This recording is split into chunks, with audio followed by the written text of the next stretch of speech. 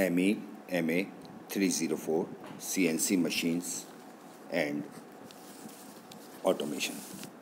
Unit 4 Constructional Details of CNC Machine.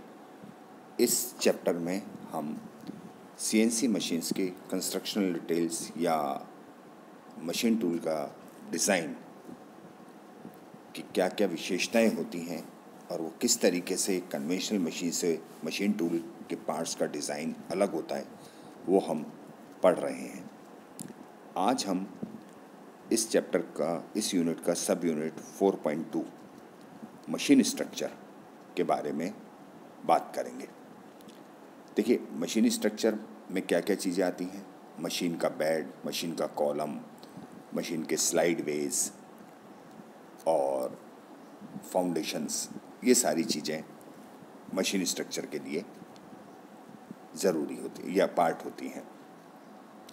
तो machine CNC machine का जो स्ट्रक्चर होता है, उसका डिज़ाइन और उसको बनाने के लिए क्या क्या मेन ऑब्जेक्टिव होते हैं, किन ऑब्जेक्टिव पे अपन CNC मशीन के स्ट्रक्चर को डिज़ाइन करते हैं और कंस्ट्रक्ट करते हैं, वो मेन ऑब्जेक्टिव क्या है। वो मेन ऑब्जेक्टिव 3 हैं। पहला high precision and repeatability, second है रिलायबिलिटी और थर्ड है एफिशिएंसी। देखिए, हाई प्रिसीजन एंड रिपीटेबिलिटी का मतलब कि जो आप वैल्यूज़ दे रहे हैं प्रोग्रामिंग में, वो वैल्यूज़ टोटली 100% मशीन टूल के द्वारा फॉलो हों, उसमें किसी भी प्रकार का कोई डिस्टॉर्शन या बदलाव स्ट्रक्चर के अंदर कोई थर्मल स्ट्रेसेस या फोर्सेस के कारण नहीं होना चाहिए। और रिलायबिलिटी मतलब आप किसी भी चीज़, जिस रिलायबिलिटी का मतलब कि अगर आप किसी मशीन से, मशीन टूल से आप कोई काम करवा रहे हैं, आप ये कह रहे हैं कि 10 mm का कट लेना है, तो ये चीज़ फिर रिलायबिलिटी आपकी ये चीज़ होगी कि अगर आप 10 mm का कट 100 पीस बना रहे हैं, जॉब बना रहे हैं सेम टाइप के, तो सब में वो जो कट है या डेप्थ ऑफ कट जो 10 mm दी है, वो 10 mm ही रहनी चाहिए। और एफिशिएंसी का मतलब कि आपको लीस्ट एनर्जी का इनपुट देते हुए मैक्सिमम प्रोडक्शन आपको मिलना चाहिए। तो इन सब चीज़, इन 3 फैक्टर्स को लेके अपन मशीन के स्ट्रक्चर को, CNC मशीन के स्ट्रक्चर को डिज़ाइन करते हैं। तो इस तरीके से अगर आपको 3 चीज़ें चाहिए, हाई प्रिसीजन, रिपीटेबिलिटी और हाई एफिशिएंसी, तो न्यूमेरिकल कंट्रोल मशीन टूल, इसका स्ट्रक्चर इस तरीके से होना चाहिए कि उसका जो वेट डिस्ट्रीब्यूशन है वो नॉर्मल वेट डिस्ट्रीब्यूशन के साथ विथस्टैंड कर सके। मतलब आपको जितना परमिसिबल लोड आप उस मशीन टूल पे रख सकते हैं, जॉब आप कितना दे सकते हैं, वो स्पेसिफाई होता है। तो जो उसकी लिमिट है मैक्सिमम वेट कैरी करने की उस मशीन टूल की, उस तक उस मशीन के स्ट्रक्चर में किसी तरह की बेंडिंग नहीं हो, किसी तरह का कहीं कोई झुकाव नहीं हो, कहीं घूम नहीं जाए कोई टूल, या कोई क्लैम्प फेल नहीं हो जाए वर्क करते हुए।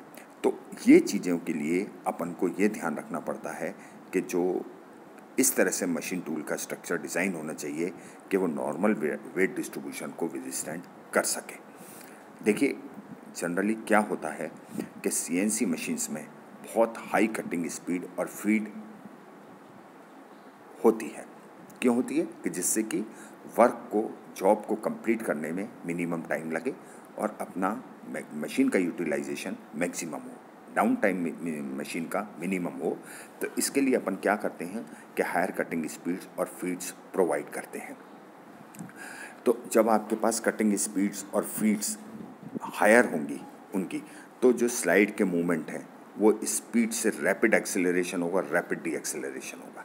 यानी स्लाइड को आपने मूव किया, आप वर्क स्लाइड है आपकी, उस पर आपका जॉब माउंट है और आपको उसको एकदम मूव करना है, या कटिंग टूल की आपकी स्लाइड है तो कटिंग टूल को आपको मूव करना है। तो आपकी अगर कटिंग स्पीड्स ज़्यादा हैं, फीड्स ज़्यादा हैं, डेप्थ ऑफ कट आपने ज़्यादा स्पीड पे आप चल रहे हैं, तो क्या होगा, उसके कारण एकदम रैपिड एक्सेलरेशन और डी एक्सेलरेशन होगा स्लाइड्स का। और जब एकदम आप स्पीड से एक्सेलरेट कर रहे हैं और एकदम रुक रहे हैं, स्लाइड को रोक रहे हैं, तो इसके कारण क्या होता है, मशीन्स के ऊपर फ्लक्चुएटिंग और वेरिएबल फोर्सेस आते हैं मशीनिंग ऑपरेशन करते वक्त, कि एकदम आपने अपनी स्लाइड को G00 मोड के अंदर रैपिड ट्रैवर्स में आपने मूव किया। अब वो पूरा वेट जो था वो एकदम G00 के अंदर मैक्सिमम स्पीड के ऊपर वो स्लाइड मूव हुई, वो एकदम अपनी पोजीशन पर जाके रुकी। तो एकदम ये जो एक्सेलरेशन और डी एक्सेलरेशन हुआ इस मशीनिंग ऑपरेशन में, इससे मशीन स्ट्रक्चर के ऊपर फ्लक्चुएटिंग और वेरिएबल लोड्स आ जाते हैं।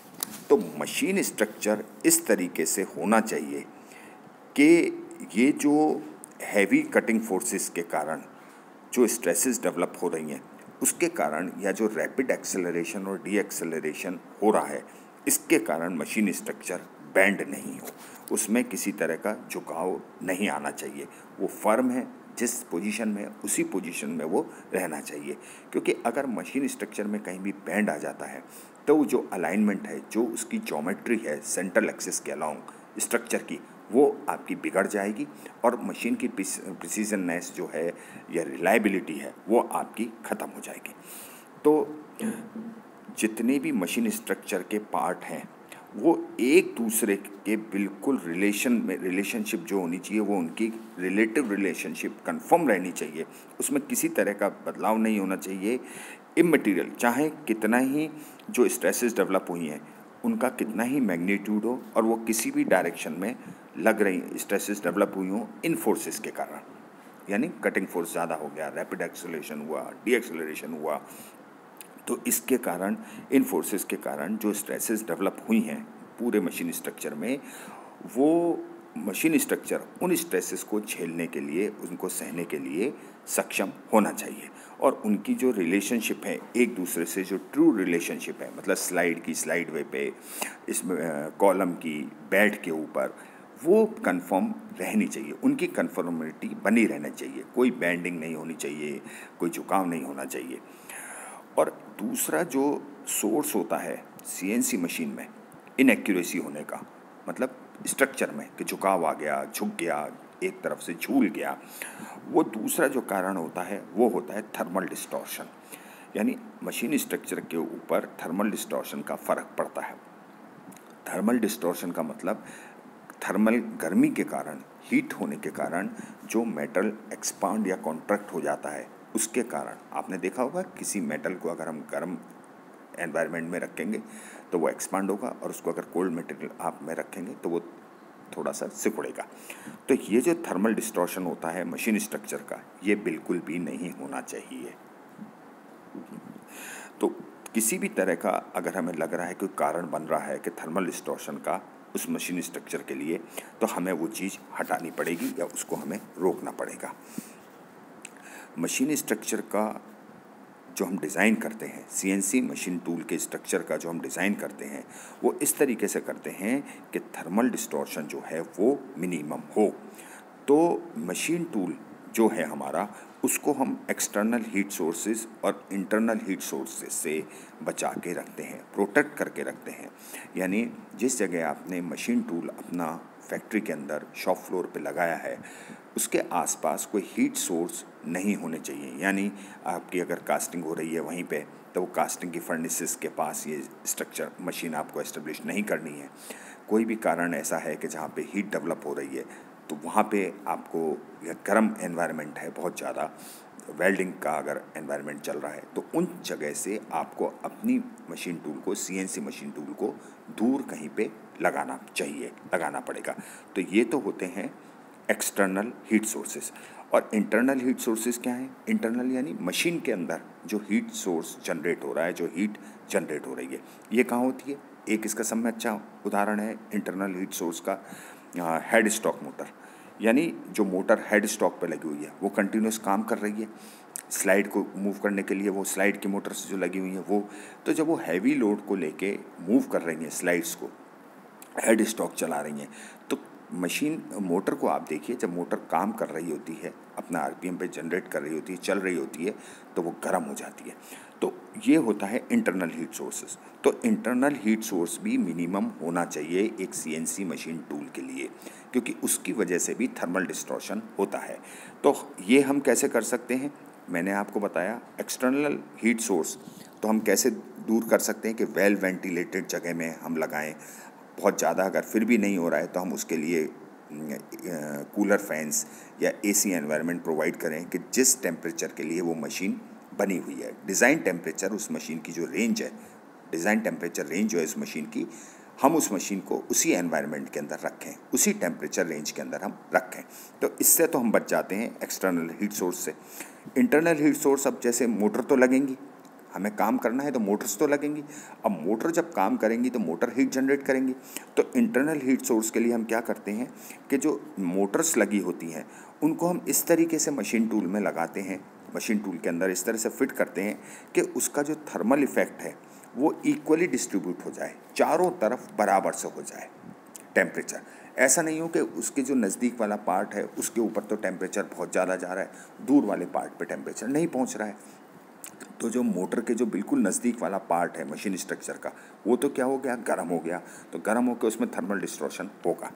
तो इसका तरीका ये रहता है कि जो इंटरनल हीट सोर्सेस हैं वो हम इस तरीके से प्लेस करें कि थर्मल इफ़ेक्ट जो हैं वो इक्वली डिस्ट्रीब्यूटेड हो जाए।